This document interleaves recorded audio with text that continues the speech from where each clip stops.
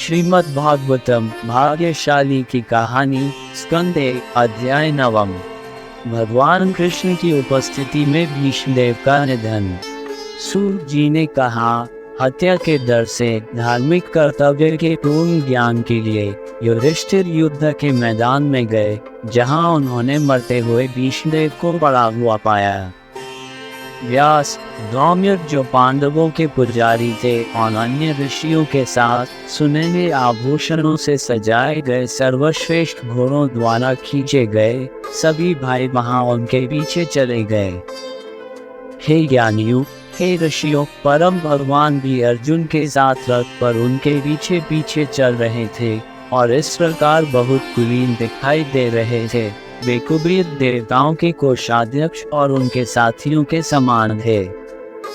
भीष्म को स्वर्ग से गिरे हुए देवता की भांति भूमि पर पड़ा हुआ देखकर युधिष्ठिर ने अपने भाइयों तथा भगवान कृष्ण सहित उन्हें प्रणाम किया।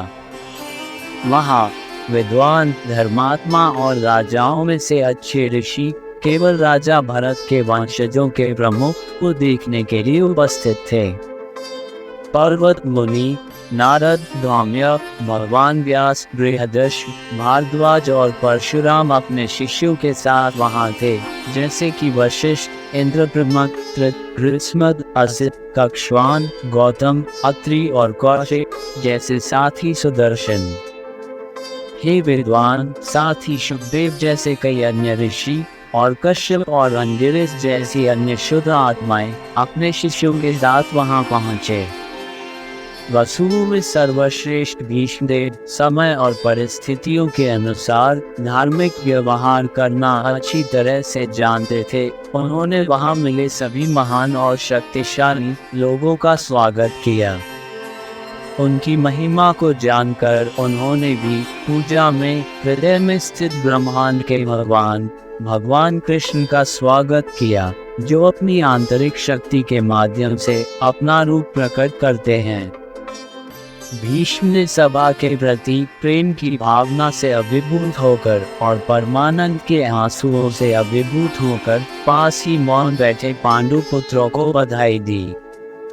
उन्होंने कहा, ओह, ये कितना दर्दनाक और अन्यायपूर्ण रहा है कि आप अच्छी आत्माओं, धर्म के पुत्रों ने ज्ञानी, धर्म और अचूक व्यक्ति के संरक्षण में कष्ट का जीवन बिताया, जिसके आप कभी हकदार नहीं थे।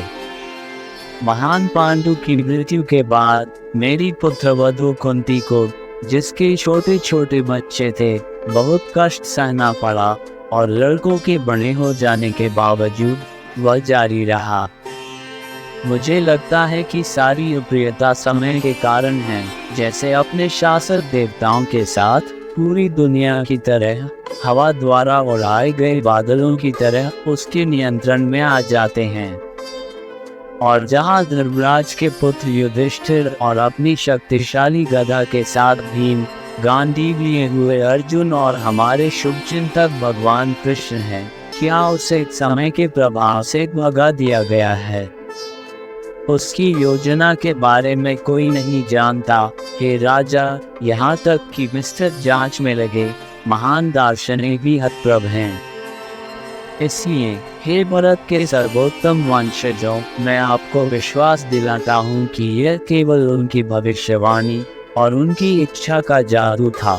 स्वामी, यह सर्वोच्च भगवान श्री कृष्ण कोई और नहीं बल्कि मूल आदिम परम भोक्ता नारायण हैं, जो अपनी ऊर्जा से प्रत्येक को भ्रमित करते हैं और वृष्णि परिवार के बीच अकल्पनीय रूप से विचरण करते हैं। हे राजन, हमें उनके बारे में भगवान शिव, ऋषि नारद और कपिल की दिव्य महिमाओं का प्रत्यक्ष और गोपनीय ज्ञान है। वह वही व्यक्ति है जिसे आप अपना चचेरा भाई, सबसे प्रिय मित्र, प्रबल शुभचिंतक, परामर्शदाता, दूत, परोपकारी और सारथी मानते हैं। वह सभी के हृदय में विद्यमान और सभी के लिए समान होने के कारण निरपेक्ष है। भेदभाव की चेतना में अज्ञात अभिनय करता है और किसी भी स्तर पर कभी संलग्न नहीं होता है। फिर भी भक्तों के साथ दृढ़ रहकर देखो, हे राजन, मेरे जीवन के अंत के साथ कृष्ण ने कैसे सीधे मेरे साथ अपनी उपस्थिति दर्ज कराई है। उनके शब्दों में वे योग विशेषज्ञ जो उनके पवित्र नाम पर श्रद्धापूर्वक ध्यान करते हैं, उनकी महिमा गाते हैं, जीवन की भौतिक अवधारणा को त्यागने पर अपने भौतिक रूप से प्रेरित कार्यों की इच्छा से मुक्ति पा लेंगे। वह देवों के देव परम भगवान चतुर्भुजी विष्णु पर मेरे ध्यान की पंक्ति में अपनी प्रसन्न मुस्कान, सुबह के सूरज की तरह लाल आंखों और अपने सुशोभित कमल चेहरे के साथ मेरी प्रतीक्षा करें, जिस क्षण मैं इस भौतिक शरीर को छोड़ दूंगा। सूत जी ने कहा, युधिष्ठिर ने भीष्म से जो तीरों की शैया पर लेटे हुए थे, उनसे ये सुनकर ऋषियों के साथ उनसे विविध धार्मिक कर्तव्यों के बारे में पूछा। भीष्म ने उन्हें जीवन के विभिन्न चरणों और व्यक्ति के गुणों द्वारा निर्धारित व्यवसायों के साथ साथ लगाव और वैराग्य के दोनों लक्षणों से व्यवस्थित रूप से निपटने का तरीका बताया। उन्होंने दान, शासन और मुक्ति के कर्तव्यों को उनके विभाग देकर समझाया और महिलाओं और भक्ति सेवा के कर्तव्यों की सामान्य रूपरेखा दी। सत्य को जानकर हे ऋषियों, उन्होंने विभिन्न ज्ञात इतिहासों का हवाला देते हुए धर्म, अर्थव्यवस्था, इच्छाओं की पूर्ति और आत्मज्ञान का वर्णन किया। जिस समय भीष्म ने कर्तव्यों का वर्णन किया, उस समय सूर्य उत्तरी गोलार्ध पर था, जो रहस्यवादियों के अनुसार इस दुनिया को छोड़ने के लिए वांछित समय था। तब हजारों विज्ञानों और कलाओं के संरक्षक भीष्मदेव चुप हो गए और सभी बंधनों से मुक्त मन के साथ उन्होंने अपनी आंखें मूल व्यक्ति भगवान श्री कृष्ण, चार भुजाओं वाले भगवान पर केंद्रित कर दी, जो उनके सामने खड़े थे। पीली पोशाक पहने पीताम्बर श्री कृष्ण, अशुभ के विनाशक, उन्हें देखने मात्र से उनका ध्यान शुद्ध हो गया और बाणों से उनका दर्द तुरंत गायब हो गया और प्रार्थना करते समय उनकी इंद्रियों की सभी गतिविधियां बंद हो गई, क्योंकि उन्होंने उनको सभी जीवित प्राणियों के नियंत्रक के लिए छोड़ दिया। श्री भीष्मदेव ने कहा, आइए मैं इच्छाओं से मुक्त होकर अपने विचारों, भावनाओं और इच्छा को सर्वोच्च भगवान, भक्तों के नेता, महान आत्मा संतुष्ट व्यक्ति पर रखूं, जो अपने दिव्य आनंद की प्राप्ति में है। समय इस भौतिक संसार को इसके निर्माण और विनाश के साथ स्वीकार करने में आनंद लेता है। वह उच्च, निम्न और मध्यम दुनिया से सबसे वांछनीय है। वो तमाल वृक्ष के समान नीले रंग का है। उसकी पोशाक सूर्य की सुनहरी किरणों की तरह चमकती है। उसका शरीर चंदन की लोदी से सजा हुआ है और उसका चेहरा कमल के समान है। मेरा प्रेम भौतिक उद्देश्यों से मुक्त होकर अर्जुन के मित्र में स्थित हो। मन को श्री कृष्ण की ओर निर्देशित किया जाए, जिन्होंने युद्ध के मैदान में अपने बिखरे बालों के साथ कुरु की धूल से राख बना दिया था। उनका चेहरा पसीने से सना हुआ था और उनकी त्वचा मेरे तेज बाणों से छलनी हो गई थी। अपने मित्र की आज्ञा सुनकर उन्होंने रथ को विरोधी शक्तियों के बीच दौड़ा दिया और वहीं रहकर शत्रु को दृष्टि मात्र से उसकी आयु कम कर दी। अर्जुन की उस मित्र के प्रति मेरा प्रेम बना रहे। सैनिकों को दूर से देखकर उन्होंने दिव्य ज्ञान के द्वारा उस व्यक्ति में ज्ञान की कमी को दूर कर दिया, जो प्रदूषित बुद्धि से अपने रिश्तेदारों को मारने के लिए अनिच्छुक था। उसके चरणों के प्रति मेरे आकर्षण की पराकाष्ठा हो। अपने स्वयं के वचन के विरुद्ध उन्होंने वास्तव में इससे अधिक हिंसा के मेरे वादे को रद्द करने के लिए अपने रथ से नीचे उतरकर अपने पहिए को उठा लिया और वह मेरी ओर ऐसे बढ़े जैसे एक शेर एक हाथी को मारने वाला था। वे तीक्ष्ण बाणों से घायल होकर और अपनी ढाल के बिना रथ से लथपथ होकर महान आक्रामक की क्रोधित मुद्रा में मुझे मारने के उद्देश्य से आगे बढ़ने लगे। वह परमेश्वर जो मोक्ष प्रदान करता है, मेरी मंजिल बन जाए। मैं मृत्यु की इस घड़ी में भगवान के व्यक्तित्व के प्रति प्रेम रखो, जिन्होंने अपने दाहिने हाथ में चाबुक और बाएं हाथ में लगाम के साथ घोड़ों को नियंत्रित करते हुए हर तरह से देखने में सुंदर अर्जुन के रथ की रक्षा की।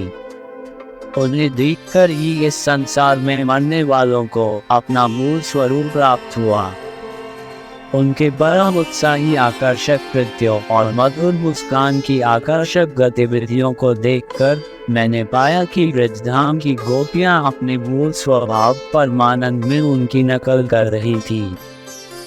राजा युधिष्ठिर के यज्ञ के शाही प्रदर्शन में जहां महान ऋषि और राजा इकट्ठे हुए थे, उन्होंने सभी कुलीनों की सम्मानजनक पूजा की, जिसमें मैं व्यक्तिगत रूप से उपस्थित था, उन्हें मेरे आकर्षण की वस्तु के रूप में पहचानते हुए।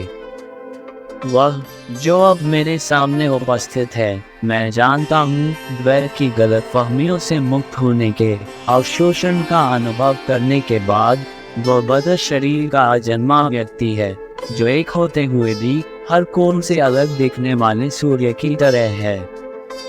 जो कुछ भी उसके द्वारा बनाया गया है उसके हृदय में परमात्मा के रूप में स्थित है। सूत जी ने कहा, अपने मन, वाणी, दृष्टि और गतिविधियों को केवल कृष्ण पर केंद्रित करके भीष्म चुप हो गए और सांस लेना बंद कर दिया और परमात्मा के जीवित अस्तित्व में विलीन हो गया। भीष्मदेव से ये सब सुनने के बाद जब वे परम निरपेक्ष और असीमित में विलीन हो गए, तो दिन के अंत में सभी लोग पक्षियों की तरह चुप हो गए। इसके बाद हर जगह से देवताओं और मनुष्यों द्वारा ढोल बजाए जाने लगे, साथ ही पवित्र राजकीय आदेश की प्रशंसा हुई और आकाश से फूलों की वर्षा होने लगी। हे भृगु के वंशजों, शौनक शव का अंतिम संस्कार करने के बाद युधिष्ठिर एक क्षण के लिए पीड़ित हुए थे। तब भगवान कृष्ण की महिमा की गोपनीयता से संतुष्ट और प्रसन्न हुए ऋषि उनके साथ अपने अपने आश्रमों में वापस चले गए। राजा युधिष्ठिर और भगवान कृष्ण धृतराष्ट्र और तपस्वी गंधारी को सांत्वना देने के लिए हस्तिनापुर गए। धृतराष्ट्र की स्वीकृति के बाद उन्होंने भगवान वसुदेव की पुष्टि के अनुसार और अपने पूर्वजों की महानता के अनुसार युधिष्ठिर ने राज्यपाल राजा के कर्तव्यों का पालन किया। श्रीमद् भागवतम भाग्यशाली की कहानी स्कंद 1 अध्याय 9 समाप्त। धन्यवाद। आप देख रहे थे गॉड ब्लेस टीवी हिंदी। हमारे साथ जुड़ने के लिए सब्सक्राइब अवश्य करें।